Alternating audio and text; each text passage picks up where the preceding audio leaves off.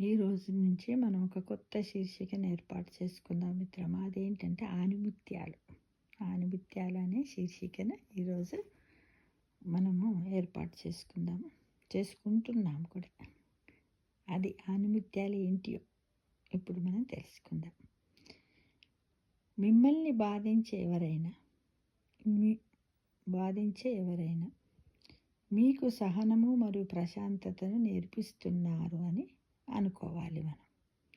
నిన్ను విడిచిపెట్టే ఎవరైనా నీకు స్వంత కాళ్ళపై నిలబడి ధైర్యం బోధిస్తున్నారని మనం సంతోషించాలి.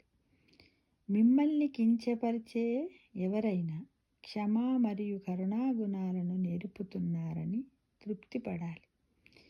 మీరు ద్వేషించే ఏదైనా మీకు షరతులు లేని ప్రేమ యొక్క అర్థాన్ని చూపుతుందని సంతోషపడాలి. మీరు భయపడే ఏదైనా మీకు ధైర్యం నేర్పి భయాలను అధిగమించమంటుంది అనే విషయాన్ని తెలుసుకోవాలి. మీరు నియంత్రించలేనిది వదిలేయడం అనే శాంతి రహస్యాన్ని చెబుతుంది అని మనం అనుకోవాలి. మానవుని నుండి మీరు పొందేది కాదు, స్వతంత్రంగా ఉండడం నేర్పుతుంది.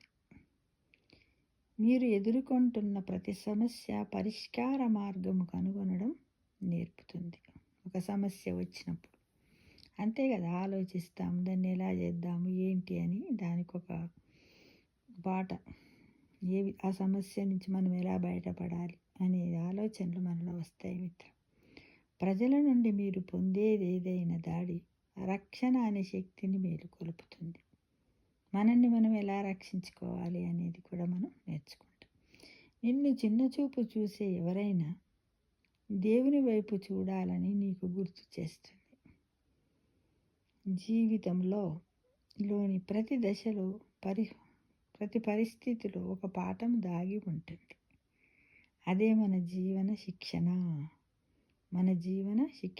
మనము జీవితంలో మనము నేర్చుకోవలసినటువంటి శిక్షణా కార్యక్రమంగా మనమందరం మర్యాదగా, ప్రశాంతంగా, అందరితో కృతజ్ఞతగా జీవించడము నేర్చుకోవాలి. అప్పుడే దేవుడు ఎల్లప్పుడూ నీతోని మనతోని ఉంటాడనే నమ్మకాన్ని కూడా భగవంతుని పైన మనం ఉంచినట్టయితే ప్రతి ఒక్కటి నేర్పుతుంది అని. ఇలాంటి ఆణిముత్యాలు చాలా ఉన్నాయి కాబట్టి మనము అక్కడక్కడ సేకరించి అన్నీ ఒకచోట మనం పెట్టుకున్నట్టయితే అప్పుడప్పుడు మన మనస్సులో ఇలాంటివి ఎదురైనప్పుడు ఓహో అని బాధపడకుండా నేను ఈ విషయాన్ని దీంతో నేర్చుకోవచ్చులే, పర్వాలేదు అంటూ సంతృప్తిగా ఉండి ఆత్మస్థైర్యం పెంపొందించుకోవడానికి మనకు సహాయపడుతుంది మిత్రమా.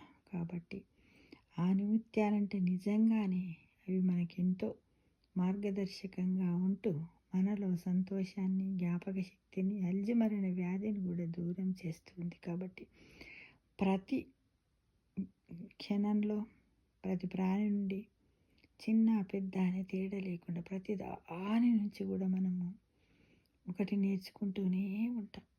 మన ఎదురుగుండా ఉన్న ఒక చిన్న చీమను చూసి కూడా మనం క్రమశిక్షణ ఎలా నేర్చుకోవాలో కూడా దాని నుండి నేర్చుకుంటాం. కాబట్టి ప్రకృతి చాలా అద్భుతమైనది. మనకెంతో పెద్ద జీవన శిక్షను కూడా ఏర్పాటు చేస్తున్నటువంటి మన చుట్టూ ఉన్న పరిస్థితులు, ప్రకృతికి అన్నిటికి కూడా మనం థ్యాంక్స్ చెప్పుకుంటూ గ్రాటిట్యూడ్గా ఉండాలి. Thank you God for everything.